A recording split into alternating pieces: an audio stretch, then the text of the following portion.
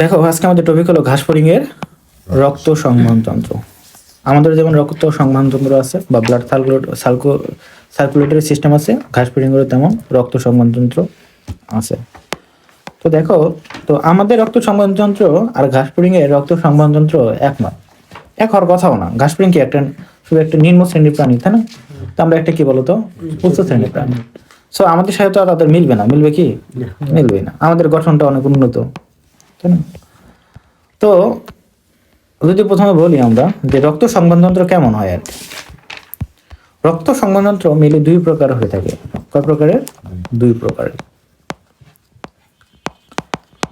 একটা কি বলতো, একটা হলো মুক্ত রক্ত সংবহনযন্ত্র, একটা কি বলতো বদ্ধ রক্ত সংবহনযন্ত্র। তো মুক্ত রক্ত সংবহনযন্ত্র বলতে কি বোঝায় বলতে পারো কিছু? মুক্ত বলতে কি, এখানে তাহলে ব্লাড গুলো কি হতে পারে? ফ্রি হতে পারে, মুক্ত হতে পারে, কোনো একটা ক্যাভিটিতে স্থান ধারণ করতে পারে। কিন্তু বদ্ধতা কি হতে পারে না, মুক্ত অবস্থায় থাকে না, কোনো একটা চ্যানেলের মধ্যে থাকে, ক্যানেলের মধ্যে থাকে। যেমন মুক্ত রক্ত সংবহনযন্ত্রের ক্ষেত্রে এটা কি থাকে, এখানে একটা কি থাকে বলতো, ক্যাভিটি থাকে, গহ্বর থাকে। কি থাকবে? গহ্বর। ঠিক আছে, এই গহ্বরের মধ্যে কি থাকতে পারে বলতো? রক্ত থাকে। যেমন আমরা এদের কি বলি, হিমোসিল বলে থাকি। হিমোসিল নামে একটা গহ্বর থাকে যেখানে কি হয়, রক্ত থাকে। এবং পাশাপাশি কি আছে, এখানে একটা বাহিকা আছে, হৃদযন্ত্র আছে না, হৃদপিণ্ড বলি না, এদের ক্ষেত্রে আমরা কি হৃদযন্ত্র বলি। তো এর মধ্যে হৃদযন্ত্র এবং আমাদের এই যে গহ্বরটা, এর মধ্যে থাকে রক্তগুলো থাকে। তাহলে বিশাল একটা ক্যাভিটি। এবং এখানে দেখা যায় মুক্ত রক্ত সংবহনযন্ত্রে রক্তগুলো সরাসরি আমাদের কোষে যেতে পারে, সরাসরি কোষের সংস্পর্শে যেতে পারে। ঠিক আছে। বাট এই যে বদ্ধ রক্ত সংবহন যেটা আছে, এটার মধ্যে কি থাকে, শুধুমাত্র আমাদের কি থাকে, হার্ট থাকবে, হার্টে কি যাবে, রক্তনালী গেল, এটা কি বলতো শিরা, আবার এখান থেকে ধমনী বের হয়ে আসলো। আবার এগুলো কি হবে, আসি এক পর্যায়ে কি হয়, কৈশিক জালিকা তৈরি করে, তাই না? তারপর একটা মানে কোষ থাকে, কোষের মধ্যে গ্যাসীয় এক্সচেঞ্জ হয় এখানে, আর এখানে আবার কৈশিক শিরা তৈরি হয়। এই কৈশিক শিরাগুলো মিলে তারপরে কি করে, আবার শিরা তৈরি করে। ঠিক আছে, মহাশিরা তৈরি করে। তো এইভাবে মেনলি বদ্ধ একটা সার্কুলেশন সিস্টেম হয়। এখানে কোনো একটা উন্মুক্ত কোনো ক্যাভিটি নাই এবং সরাসরি কোষের সংস্পর্শে যেতে পারে না। তো এরকম একটা সিস্টেম। তো এরকম দুইটা। তো ঘাসফড়িং এর মধ্যে উন্নত কোনটা বলতো? এই বদ্ধটা হলো উন্নত আর এটা হলো অনুন্নত। তো আমাদের কোনটা হবে? আমরা যেহেতু উন্নত প্রাণী, আমাদের বদ্ধ ধরনের। আর তাহলে পতঙ্গের কি হবে? মুক্ত সংবহনযন্ত্র হবে। ওকে, তাহলে দেখি আমরা ঘাসফড়িং এর দেহে রক্তরূপী হিমোলিম্ফ সংবহনের জন্য হৃদযন্ত্ররূপী পৃষ্ঠীয় বাহিকা, কি বাহিকা বলতো? হ্যাঁ, ও অন্যান্য বাহিকা নিয়ে গঠিত তন্ত্র কি বলা হয়? রক্ত সংবহন। এখন কথা হলো, এই রক্তরূপী হিমোলিম্ফ কেন বললাম? আমরা কি বলি, আমাদের এটা রক্ত বলি, কিন্তু এদেরটা কি বলি বলতো? হিমোলিম্ফ। বুঝতে পারছো? হিমোলিম্ফ। কারণ রক্ত হতে গেলে আমাদের রক্তের যে উপাদানগুলো থাকে সবগুলো এখানে নাই। ঠিক আছে। আবার দেখো এখানে কি বললাম আমরা, হৃদযন্ত্র বললাম, হৃদযন্ত্ররূপী। এখানে হৃদপিণ্ড বলা হয় না, কি বলা হয়? হৃদযন্ত্র বলা হয়। হৃদযন্ত্র, তার কারণ হৃদপিণ্ড গঠন করতে যে একটা কাঠামো দরকার, সেরকম একটা কাঠামো নাই। বা আমাদের হৃদপিণ্ডের একটা স্বয়ংক্রিয় একটা কি আছে বলতো, তার পালসেশন ক্ষমতা আছে। আমাদের ওখানে অ্যাট্রিয়াল নোড থাকে, বিভিন্ন ধরনের জাংশনাল টিস্যু থাকে হৃদপিণ্ডে। এটা নিউরাল কোনো ইফেক্ট না, মানে নিউরন দ্বারা কোনো নিয়ন্ত্রিত নয়, নিজে নিজে কি হতে পারে, সংকোচন প্রশ্ন হতে পারে। কিন্তু এই হৃদপিণ্ডগুলো সেটা পারে না, এই জন্য কি বলা হয়? হৃদযন্ত্র বলে। একটু পরে আমরা দেখবো আবার। রক্তের পথ অনুসারে প্রাণীদের দু ধরনের রক্ত সংবহন দেখা যায়, একটা হলো মুক্ত বা ল্যাকুনার, আর একটা বদ্ধ বা ক্লোজ রক্ত সংবহনযন্ত্র। তো মুক্ত রক্ত সংবহনযন্ত্র বলতে কি বোঝায়, যেটা বললাম, যে সংবহনযন্ত্রের রক্ত হৃদযন্ত্র থেকে নালিকা পথে বেরিয়ে উন্মুক্ত গহ্বরে প্রবেশ করে এবং দেহ গহ্বর থেকে পুনরায় কি করবে, নালিকা পথে হৃদযন্ত্রে ফিরে আসে, তাকে উন্মুক্ত বা মুক্ত রক্ত সংবহনযন্ত্র বলে। সংজ্ঞাটা মুখস্থ রাখতে হবে, পরীক্ষা আসে। তো রক্ত সবসময় কি রক্ত বাহিকার মধ্যে দিয়ে প্রবাহিত হয় না, কিন্তু বন্ধার ক্ষেত্রে সবসময় কি বলতো, রক্ত বাহিকার মধ্যে দিয়ে প্রবাহিত হয়। ওকে, এখন দেখো যেটা এমসিকিউ হিসাবে কি আসবে, এই যে আর্থ্রোপোডা এবং মলাস্কা, এই দুই পর্বের প্রাণী দেহে এই ধরনের সংবহন দেখা যায়। এটা হলো এমসিকিউর জন্য। তাহলে মুক্ত রক্ত সংবহনযন্ত্র কাদের ক্ষেত্রে দেখা যায়? আর্থ্রোপোডা এবং মলাস্কা, দুইটা পর্ব নাম দিয়ে আছে। আবার যদি প্রাণীর ক্ষেত্রে দেয়, আরশোলা, ঠিক আছে, চিংড়ি, ঠিক আছে, তোমার হলো দিল ঘাসফড়িং, আবার দিল তোমার শামুক, তখন কিন্তু এগুলো অপশন হবে। তাহলে এই অপশন বিভিন্নভাবে হতে পারে, সো একটু আমাদের খেয়াল রাখতে হবে। তারপর কি বললাম, বদ্ধ রক্ত সংবহনতন্ত্র, কি বলতো, বদ্ধ। তাহলে দেখো এখানে অবশ্যই তাহলে আমাদের শুধুমাত্র রক্ত বাহিকার মাধ্যমে দিয়ে কি হবে, রক্তটা প্রবাহিত হবে। যে রক্ত সংবহনতন্ত্রের রক্ত সবসময় রক্তবাহিকা ও হৃদযন্ত্রের মাধ্যমে সম্পূর্ণ আবদ্ধ থেকে প্রবাহিত হয়, কখনোই দেহ গহ্বরে মুক্ত হয় না, তাকে কি বলা হবে, বদ্ধ রক্ত সংবহনতন্ত্র। এখন দেখো অ্যানিলিডা পর্বের কোথায় বলতো, অ্যানিলিডা পর্বের নন কর্ডেট প্রাণী দেহে, কাদের ক্ষেত্রে বলতো, নন কর্ডেট প্রাণী দেহে এবং কর্ডেট প্রাণীতে এই ধরনের সংবন্ধন দেখা যায়। মেনলি এই যে বদ্ধ সংবন্ধনটা কোথায় দেখা যায়, কর্ডেটের মধ্যে। তবে ব্যতিক্রম শুধু একটাই আছে নন কর্ডেট, সেটা কি বলতো, হ্যাঁ মানে অ্যানিলিডা তো নন কর্ডেট বলতেছে আর কি, অ্যানিলিডা পর্বেটা শুধু পাওয়া যায়, ঠিক আছে, অ্যানিলিডা মানে নন কর্ডেট, তাই না? তো এই অ্যানিলিডার মধ্যে দেখা যায়, আর বাকি সব কর্ডেট, শুধু একটাই আছে কর্ডেট, মানে এদের নটোকর্ড থাকবে, মেরুদণ্ড না, এদের নটোকর্ড থাকবে, ঠিক আছে। নটোকর্ডটা কি এটা আমরা একটু পরে বুঝবো, আবার তো এটা মনে রাখো, আমরা যখন ওই চ্যাপ্টারটা পড়বো তখন বুঝতে পারবো। পড়ছো না, শ্রেণীবিভাগ পড়ছো না, অ্যানিমেলিয়া জগৎকে 9টি ভাগে ভাগ করা হয়, 9টি পর্বে, পরিফেরা নিডারিয়া এইভাবে পড়ছো। শেষে কি কর্ডাটা কি বলতো, নটোকর্ড যুক্ত প্রাণী। এই কর্ডাটাকে 3 ভাগ করছিল, ইউরোকর্ডা, সেফালোকর্ডা, ভার্টিব্রেটা। এর মধ্যে এই 3টা হলো কর্ডেট। এর মধ্যে দেখো ভার্টিব্রেটা যেটা বললাম, এটার মধ্যে মেরুদণ্ড তৈরি হয়, ঠিক আছে, অর্থাৎ ভার্টিব্রেট যারা তারাই হলো মেরুদণ্ডী প্রাণী, ঠিক আছে, ওকে। আর আগে যে 8টা বলছিলাম, তাহলে ওই 8টা কি বলতো, নন কর্ডেট। এর মধ্যে অ্যানিলিডা পড়ে একটা, ঠিক আছে, ওকে ওকে। অ্যানিলিডা পর্বের উদাহরণ দাও তো একটা, যোগ, এগুলা কি বলতো, অ্যানিলিডা।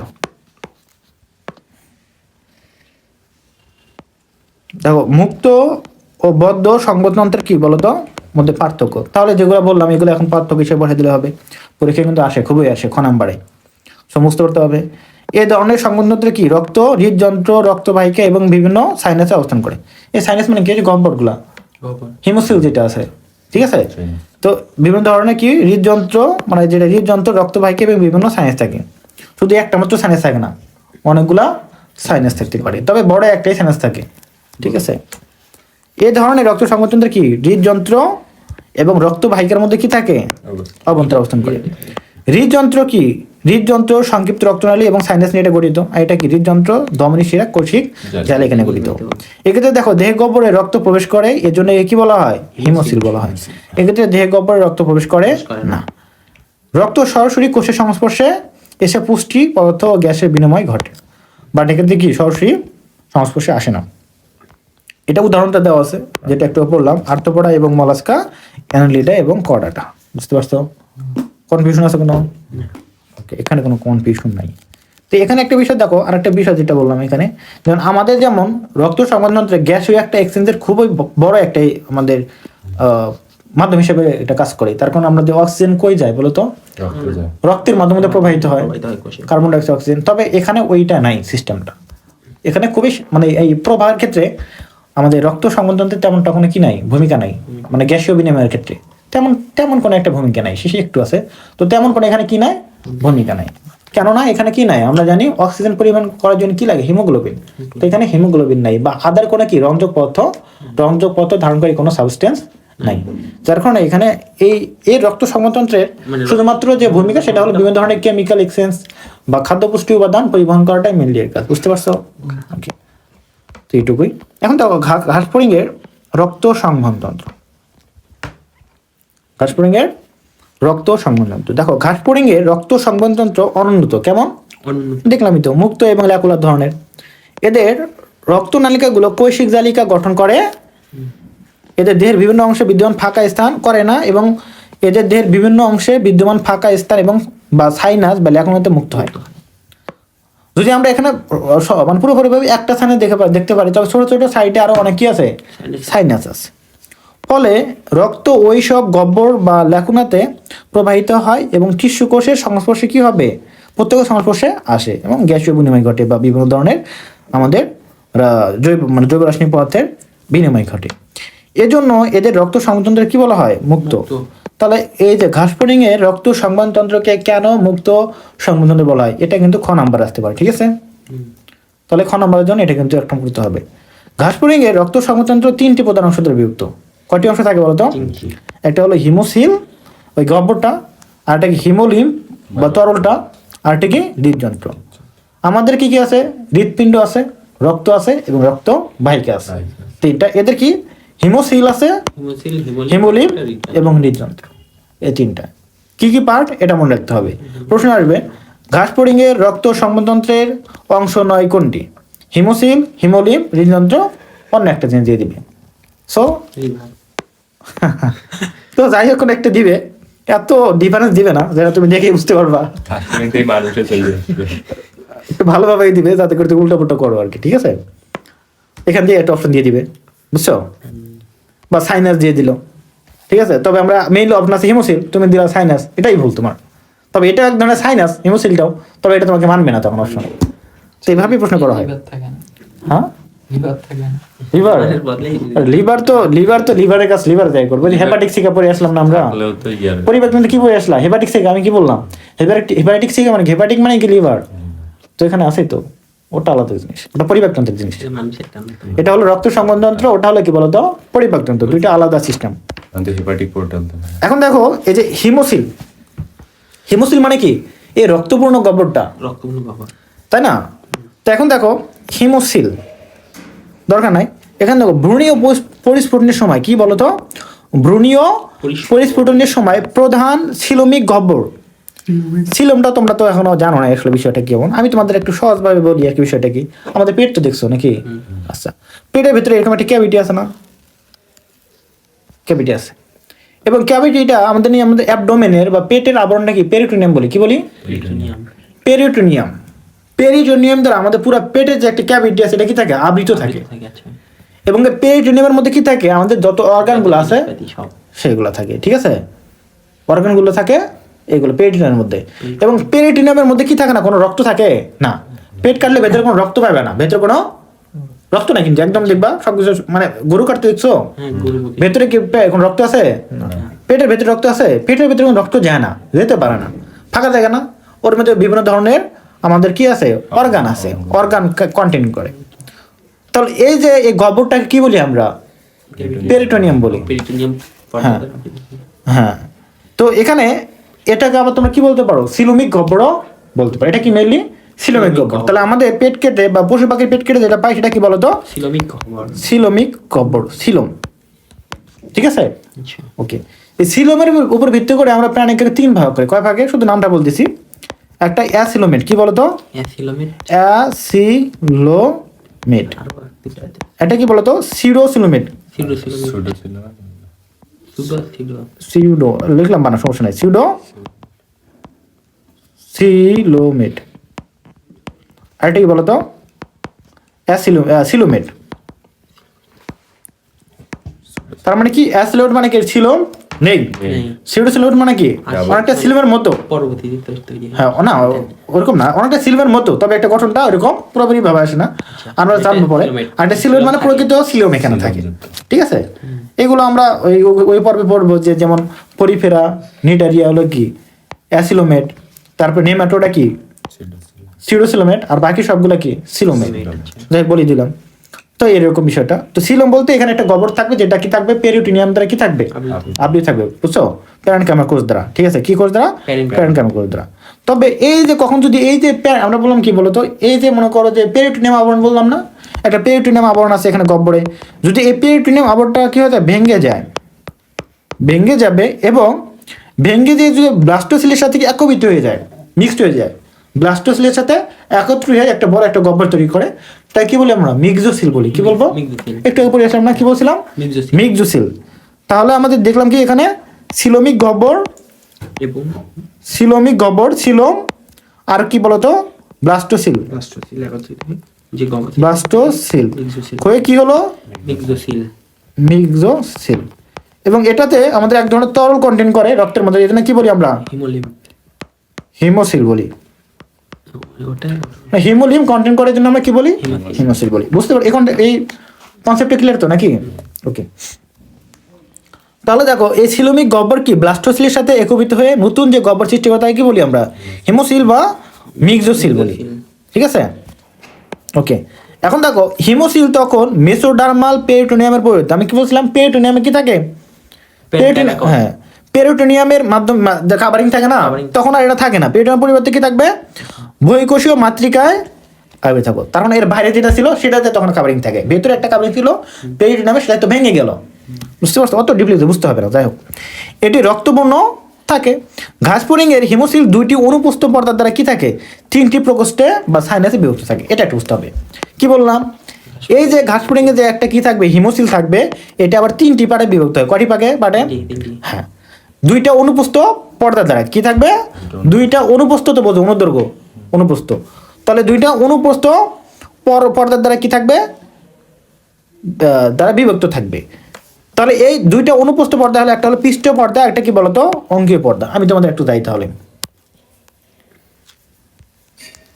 এখন দেখো এই যে চিত্রটা কি দিয়ে তৈরি করা জানো?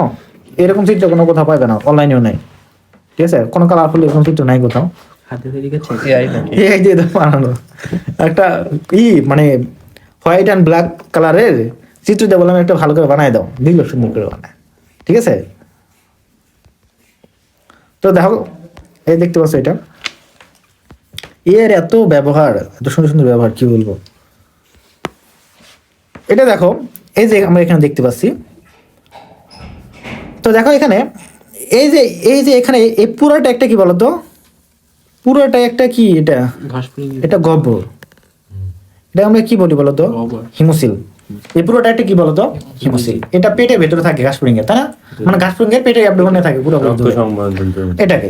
এখন দেখো এটা দেখো আবার তিনটি আমাদের প্রকোষ্ঠে বিভক্ত হয়ে গেছে। এই দেখো এই বরাবর একটা গেছে অনুপ্রস্থ রেখা, এই বরাবর, ঠিক আছে? তাহলে কটা হলো, উপরে একটা হলো, 2টা 3টা। আচ্ছা, এটাকে বলে অক্ষীয় রেখা। আমরা উপর অংশ কি বলি, অক্ষীয়, আর নিচটা কি অঙ্কীয়। তাহলে এটা হলো অঙ্কীয়, এটা হলো কি অনুপ্রস্থ রেখা। তো অঙ্কীয় রেখা এবং অনুপ্রস্থ রেখা আমাদের কয়টি প্রকোষ্ঠে ভাগ করলো, 3টা। 1টা 2টা 3টা। এখন কথা হলো এই 3টা নাম আছে, কি আছে, 3টা নাম আছে।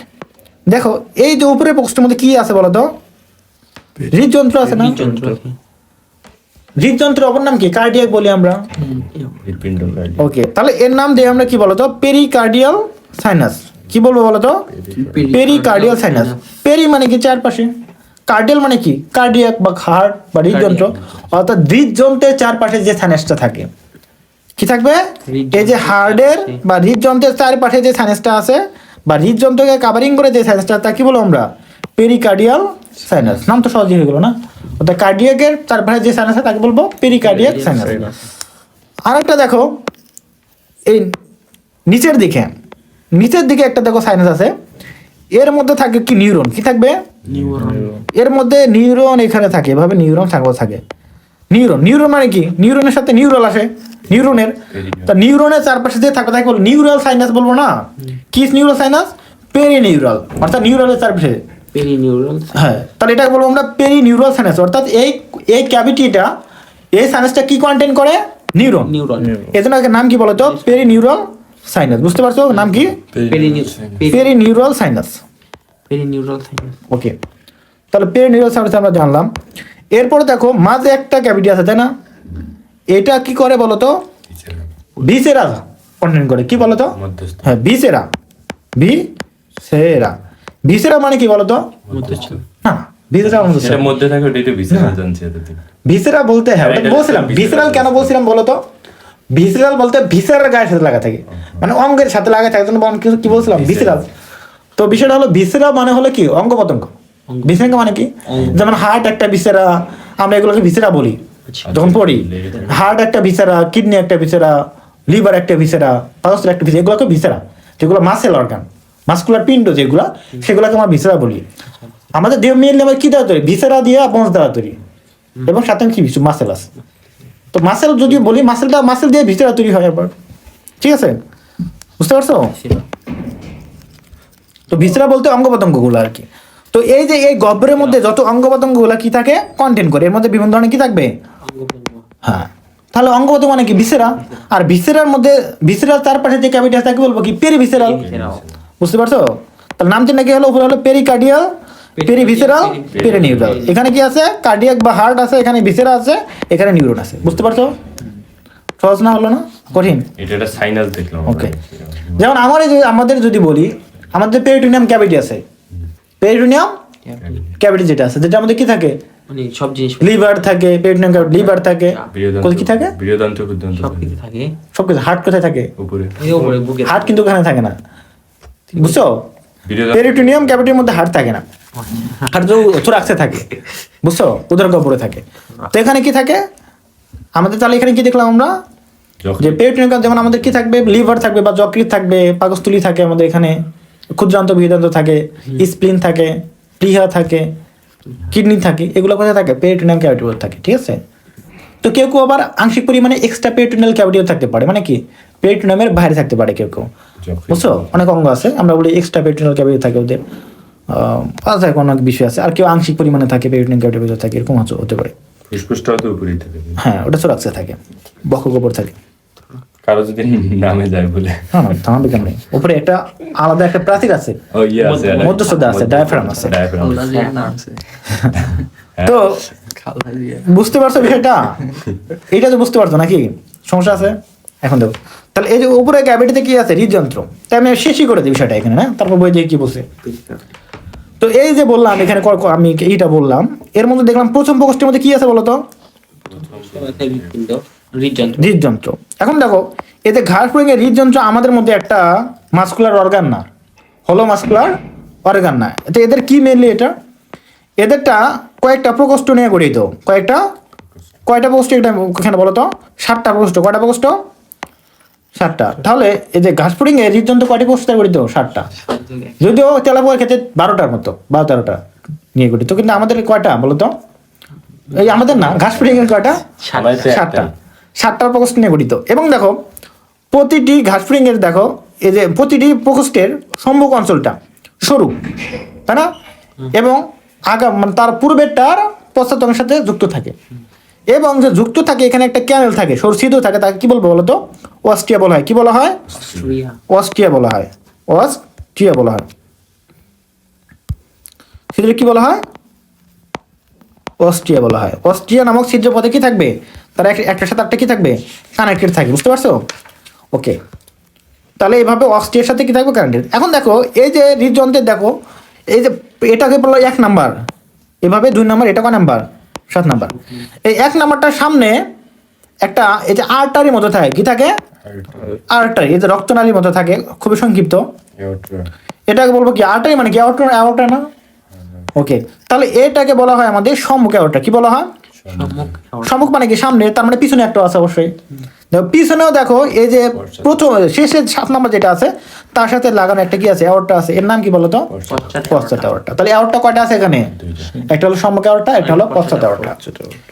ওকে, এখানে দেখো, এইটা পার হয়ে এখানে একটা সাইনাস আছে, গহ্বর। এই ছোট্ট একটা সাইনাস দেখতেছি, তাই না? এটাকে কি বলতেছে? মস্তকের সাইনাস। কি বলি? মস্তকের সাইনাস। এই বড়টা একটা ক্যাভিটি, পুরোটা কিন্তু একটা সাইনাস। তারপর এটা এক ধরনের সাইনাস। এটা কি? মস্তকের সাইনাস বলি। কিসের সাইনাস বলো তো?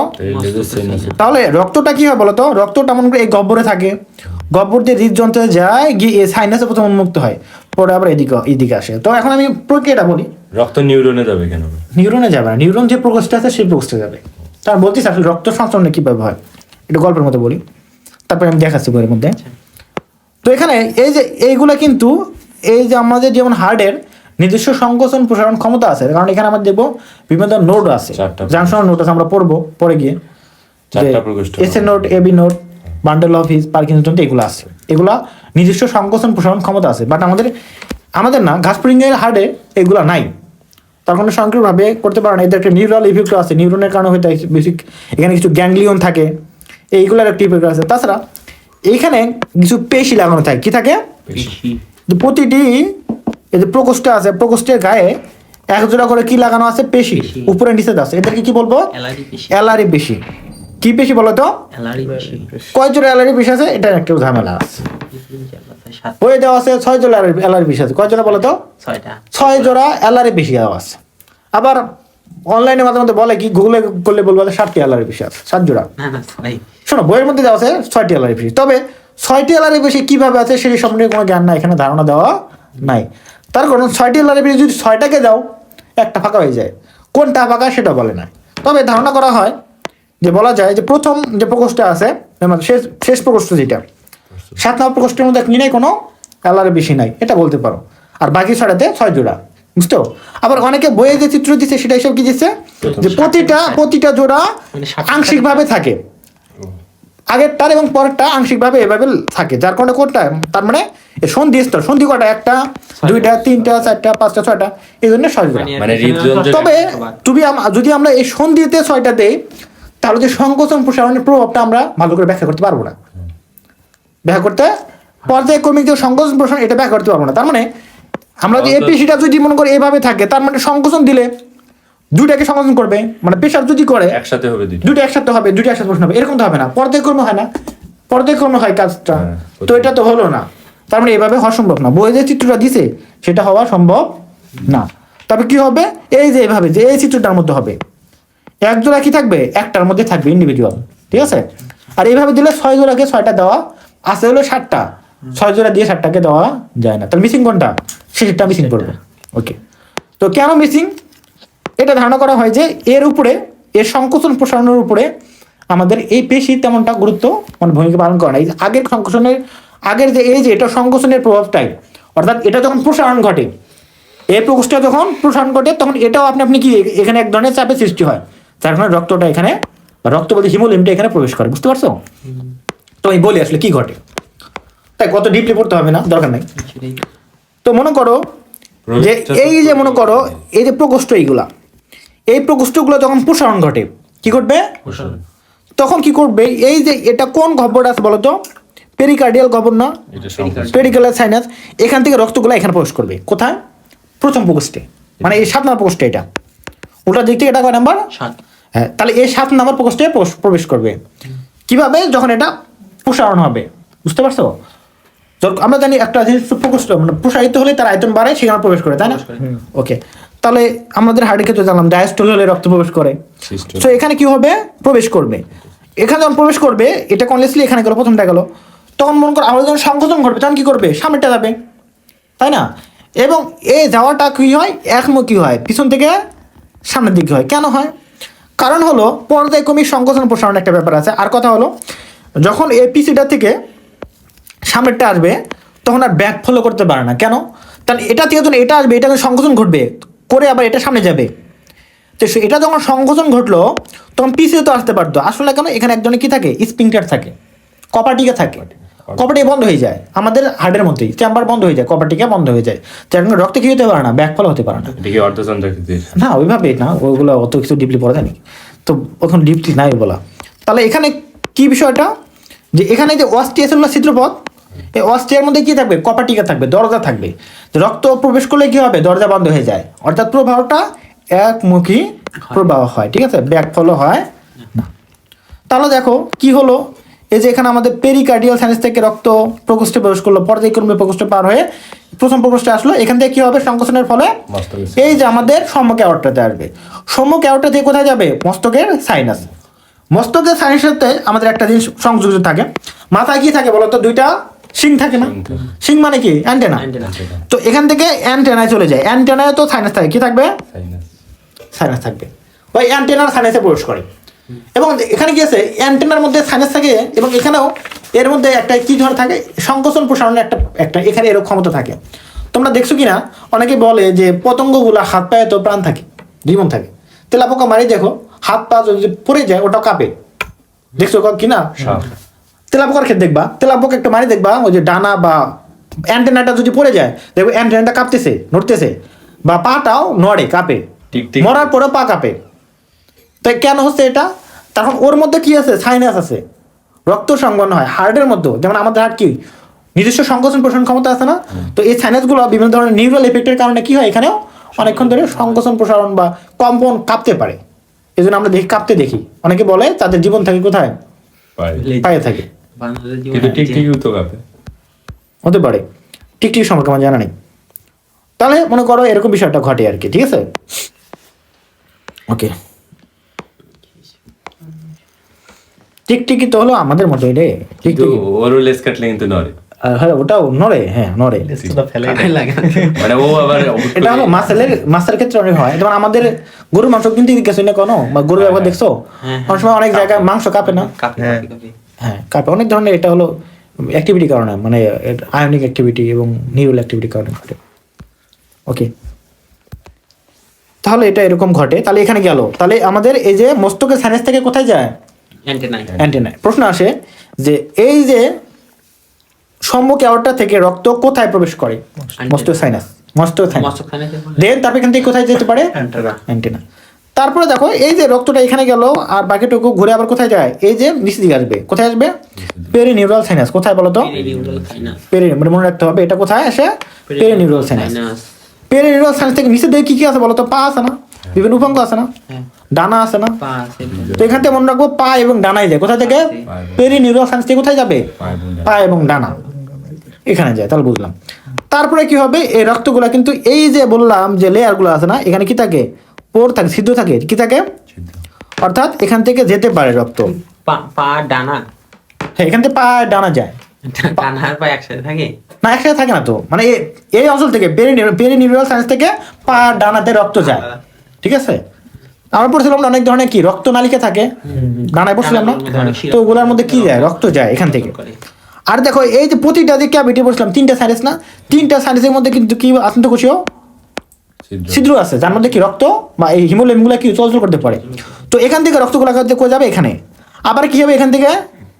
এই যে পেরিকার্ডিয়াল সাইনাস। তাহলে কি হবে? রক্ত একটা ফলক কেমন হচ্ছে? তাহলে এদিকে গেল, এদিকে আসলো, দেন পেরিনিউরাল সাইনাসে আসলো, পেরিনিউরাল থেকে কোথায় গেল?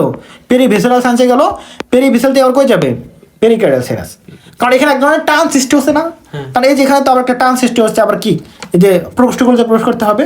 তো এই যে রক্ত একটা এই সার্কেলে ঘোরে, বুঝতে পারছো? এবং এটা ঘুরতে সময় লাগে প্রায় 30 থেকে 60 মিনিট। কত মিনিট? তাহলে বুঝতে পারছো বিষয়টা, চক্রটা কিভাবে ঘটে? আরও একটু পড়তেছি, বই পড়লে বুঝতে পারবা। তাহলে এটা এখন একটা জিনিস এখানে আমি বাদ দিয়েছি, সেটা হলো এই যে বললাম যে রক্ত কিভাবে প্রবেশ করে, ডিটেলস পড়াই দিয়েছি, পড়াই হোক। যে এই যে বললাম প্রতিটা প্রকোষ্ঠ কি হয় বলো তো? প্রথম আসলে কি প্রকোষ্ঠ প্রসারণ হয়, তখন কি করে? রক্ত প্রবেশ করে। তো যখন এটা প্রসারণ হবে তখন এই যে অ্যালারি পেশি কি হবে? সংকোচন না প্রসারণ? এটা বলে রাখতে হবে, অনেকে ভুল বলে আর কি। তো এটার কি হবে? অ্যালারি পেশি কি হবে? সংকোচনের ক্ষেত্রে মনে রাখতে হবে, অ্যালারি পেশি যখন সংকোচন হবে তখন এটা ডাইলেটেড হয়, বুঝতে পারছো? আর এটা যখন প্রসারণ ঘটে তখন এটা কি হবে? সংকোচন হয়। এটা একটু মনে রাখতে, উল্টা আর কি। সংকোচন হলে প্রসার। হ্যাঁ, এটা একটু মনে রাখতে হবে। মানে এটা তো অ্যালারি পেশিটা এটা নিয়ন্ত্রণ করে। হ্যাঁ হ্যাঁ, সেই জন্য। তো এখন এটা এগুলো শেষ হলো, তাহলে আমরা এখন দেখি, পড়া শেষ কিন্তু এগুলো। তাহলে আমি একটু বলি আমাদের কি চিত্র চিত্র, হ্যাঁ এটা অঙ্কন করতে হবে, এটা পরীক্ষা আসবে, মাসবি। এটা তোমরা পরীক্ষা ফেস করবাই, এসএস তো আসতে পারে, আর তোমরা তো মনে করো অনেক পরীক্ষার সামনে আছে, ফেস করবাই। এটাও তো ওই চিত্র অঙ্কন করতে হবে। হ্যাঁ, এই যে চিত্রটা অঙ্কন করতে হবে, এই যে এটা মিলিয়ে, বুঝছো কি কি পার্ট আছে এটাও। তো দেখো আমরা বলি এখানে কি বলছি, 3টি, তাহলে এই যে 2টা অনুপ্রস্থ পর্দার দ্বারা 3টি সাইনাসে বিভক্ত। একটা হলো pericardial sinus, perineural sinus, perivisceral, perineural. কোনটা কি আছে এগুলো বলছে, যেগুলো বললাম, ঠিক আছে? ওকে, একটি সাইনাস থেকে অন্য সাইনাসের যে রক্ত বা হিমোলিম যাতায়াত করতে পারে, ঠিক আছে? দেখো হিমোসিল দেহের বিভিন্ন অঙ্গ রক্ত লসিকা ধারণ করে, এর মাধ্যমে খাদ্য রস এবং বর্জ্য পরিবাহিত, এগুলো বলছে আর কি। তো গঠন সম্পর্কে বলছে। এখন আমরা বাকি অংশটা দেখে আসি। দেখো এই হৃদযন্ত্র, মাঝেটুকু পরে বলতেছি রক্তের কথা। হৃদযন্ত্র মানে যেটা হার্ট, যেটা আছে, দেখো ঘাসফড়িংয়ের হৃদযন্ত্র কি বলতো? নলাকার এবং 7টি প্রকোষ্ঠে বিভক্ত। ওকে, ব্রিডিং দিব, যেগুলো সবই কিন্তু পড়াইছি, একটা লাইনে বাদ নাই। দেখো প্রতিটা প্রকোষ্ঠ আবার কি দ্বারা যুক্ত থাকে বলতো? অস্টিয়া। এবং একমুখী প্রবাহ হয়, দেখো একমুখী। এবং এখানে দেখো ধারাবাহিকভাবে প্রথম যেটা সেটা হলো আকারে ছোট, পরেরটা আকার বড়, পরেরটা আকারে বড়। ধারাবাহিক এটা কি হয়? পর্যায়ক্রমে কি হয়? পিছন দিকে যেতে থাকে, প্রস্থূল আকার বড় হতে থাকে। ওকে ওকে, এগুলো বলছে। সম্মুখটা 11টা এবং এটি প্রস্তাবের সাইনাসের মধ্যে, এগুলো দেওয়া আছে, সব বলছি আর কি। দেখো এই যে 6 জোড়া কি থাকে? অ্যালারি বেশি পাওয়া যায়। ওকে, এগুলো বললাম। দেখো ওকে, দেখো হৃদযন্ত্রের প্রাচীরে হৃদপেশি টিস্যু বা পেস মেকার থাকে না। যেমন আমাদের কি থাকবে? পেস মেকার থাকে, যেমন এসএ নোট, ঠিক আছে, এবি নোট, এগুলো পেস মেকার বলি, ঠিক আছে? এগুলো কি নিজস্ব সংকোচন প্রসারণ ক্ষমতা আছে, বাট এদের এভাবে নাই। তো এদের কি বলতো? তাই হৃদবিভব হৃদপ্রাচীরে তৈরি না হয়ে হৃদযন্ত্রের কাছাকাছি অবস্থিত কোনো গ্যাংলিয়ন বা স্নায়ুগ্রন্থিতে কি হবে? তৈরি হবে। তো হৃদবিভব কোথায় তৈরি হয়? এদের স্নায়ুতন্ত্র বা গ্যাংলিয়নে তৈরি হয়ে থাকে, স্নায়ুগ্রন্থিতে। এই ধরনের হৃদযন্ত্রকে কি বলা হয়? নিউরোজেনিক হার্ট বলা হয়। এই জন্য হৃদযন্ত্রকে নিউরোজেনিক হার্ট বলা হয়। প্রশ্ন আসতে পারে, হৃদ বিভবটা কি? হ্যাঁ, বিভব। হ্যাঁ। বিভব বলতে কি, এক ধরনের এখানে একদম প্রেশারের মতো বলতে পারো। বিভব বলতে কি একদম শক্তি না, বিভব যে এখানে এই যে কাজ করার একটা যে একটা মানে একটা বিভব তো বলতে কোনো একটা বস্তুকে মানে স্প্রিংকে বিভব শক্তি। টেনে যদি আমরা রেখে দেই তার মধ্যে বিভব শক্তি সঞ্চিত হয়, ছেড়ে দিলে আবার জায়গায় চলে যায়। বিটা এরকম একটা এরকম প্রেশার এখানে তৈরি হয় না, মানে হার্ট নিজে পারে না তৈরি করতে, বুঝছো? যেখানে মনে করো পেস মেকার আছে আমাদের যেমন হার্টে আছে, এখানে কি নিজেই তৈরি করে এটা, এই জন্য নিজের সংকোচন প্রসারণ হতে পারে। হার্টকে কেটে নিয়ে বাইরে রাখো, সংকোচন প্রসারণ করবে কিছুক্ষণ, ঠিক আছে, যতক্ষণ না টিস্যুগুলো ডেট না হয়ে যায়, এরকম সেটা। তো এই জন্য আসলে আমাদের এদের হার্টটা নিউরন দ্বারা কি হবে নিয়ন্ত্রিত, এই জন্য কি বলা হয় নিউরোজেনিক হার্ট বলা হয়। কিন্তু আমাদের হার্ট নিউরন দ্বারা নিয়ন্ত্রিত নয়, হার্ট নিজেকে নিজে নিয়ন্ত্রণ করে, বুঝছো? আচ্ছা, হার্ট বের করে কৃত্রিম পদ্ধতিতে ধরেন জীবিত হ্যাঁ রাখা যাবে। হার্ট প্রতিস্থাপন কেমনে করে, এটা কেমনে করে, যখন এই যে এটা কেমনে করে, হার্টকে তুমি যদি নর্মাল স্যালাইন রাখো লবণ পানিতে থাকবে, অনেকক্ষণ ভালো থাকবে, ওখানে দেখবা কমন থাকবে। আচ্ছা, পরে আরেকটা মরা মানুষে দিয়ে দিল তাহলে হ্যাঁ হতে পারে। হার্ট তো প্রতিস্থাপন সমত করছে, হয়েছে তো। কি জন দেখলাম যে ভেড়ার হার্ট না কি জন একটা প্রাণীর হার্ট প্রতিস্থাপন করে বাঁচায় রাখছিল একজনকে, মানুষকে কত অনেক দিন বেঁচে ছিল। প্রতিস্থাপন করা যায় তো, এইভাবে করে। Open heart surgery. দেখো তাহলে এগুলো পড়লাম। দেখো আনুষঙ্গিক স্পন্দনশীল অঙ্গ, যে শুধুমাত্র হার্টটা যে স্পন্দন হয় তা না, যেটা বললাম এই যে অ্যান্টেনা, পদ বা ডানার গোড়া নানা আকৃতির পেশি কি থাকবে, পেশি ঝিল্লির মতো অঙ্গ থাকে, এগুলো কি স্পন্দনশীল। এই জন্য বললাম না ওই যে হাত পাও কেটে গেলেও নড়ে, ঠিক আছে।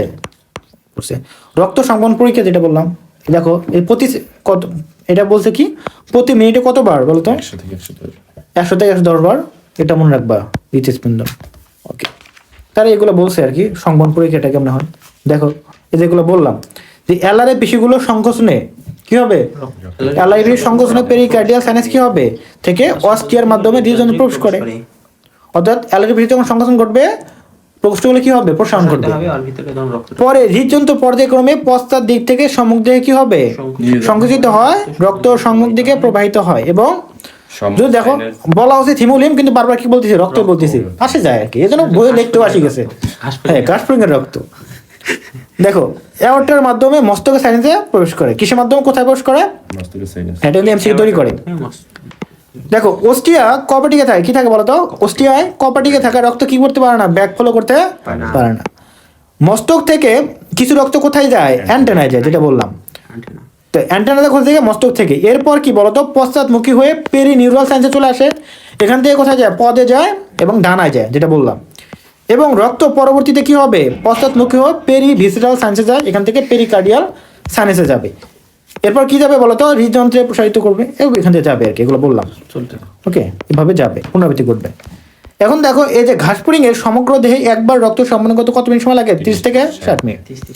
এখন পরীক্ষায় যখন আসবে অত কিছু লেখা যায় না, এইভাবে এত কিছু লেখা যায় না। তো এই যে ছকটা দিতে হয় তুলে নিজের মতো করে এই ছকটা দিতে হয়, এই ছকটা লাগবে কি, এই দেখো পেরিকার্ডিয়াল সাইনাস বা হিমোসিল, এখান থেকে কি হবে যখন আমাদের এই প্রথম 7 নম্বর প্রকোষ্ঠে কি হবে প্রসারণ করবে, হৃদযন্ত্র প্রসারণ করবে, হৃদযন্ত্রে প্রবেশ করবে, তার সংকোচন ঘটবে, সম্মুখে আউটে যাবে, এখান থেকে কি যাবে মস্তকের সাইনাস, তারপরে যাবে কি বলতো পেরিনিউরাল সাইনাস, এখান থেকে পেরিভিসেরাল লাভারি।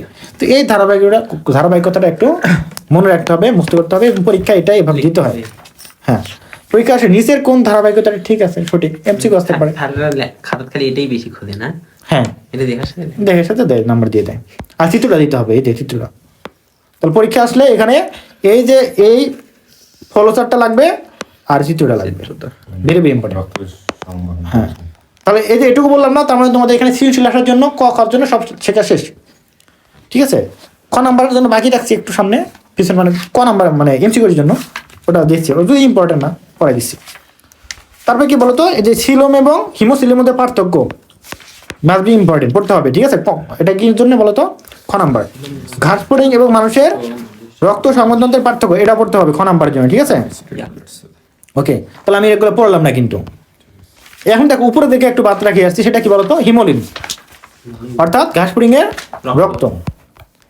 এটা কি আমাদের রক্তের মতো কিন্তু ওদের রক্ত না, ঠিক আছে।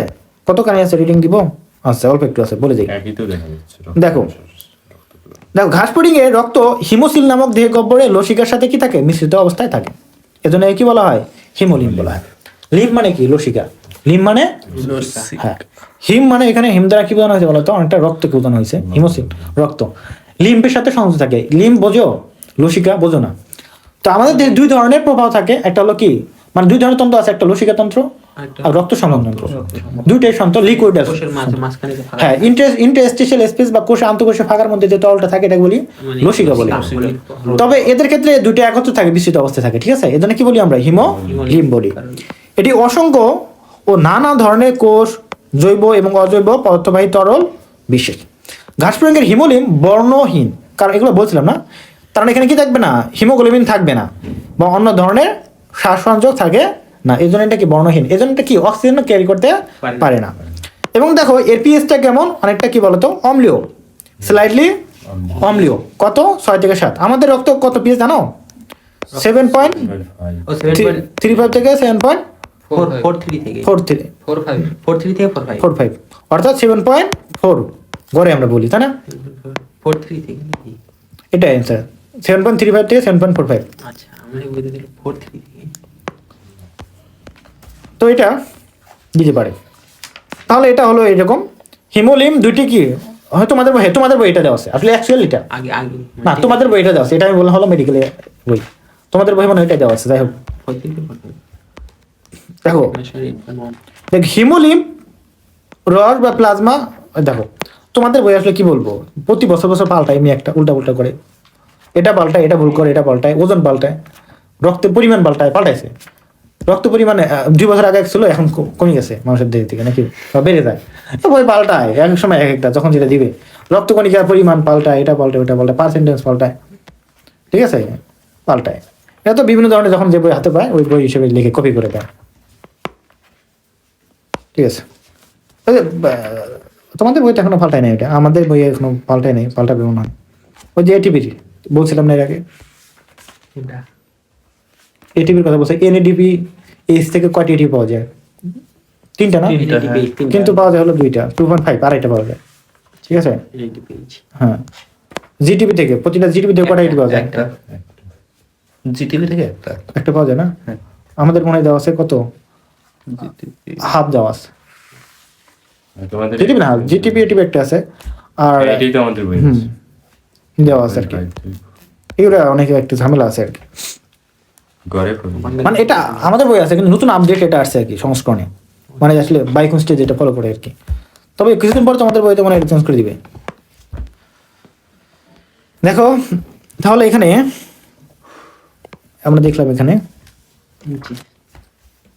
পিএইচ কত এটা দেখলাম, এবং আপেক্ষিক গুরুত্ব এটা একটু মনে রাখতে পারো। হিমোলিম 2টি উপাদান না গঠিত, কয়টি বলতো? একটা হিমোলিম রস বা প্লাজমা, একটা হিমোসাইট। আমাদের যেমন রক্ত রস এবং রক্ত কণিকা, এটা হিমোলিম রস বা প্লাজমা, একটা হলো হিমোসাইট বা রক্ত কণিকা। এটা দেখো এখানে দেখো প্লাজমার কত পার্সেন্ট পানি বলতো?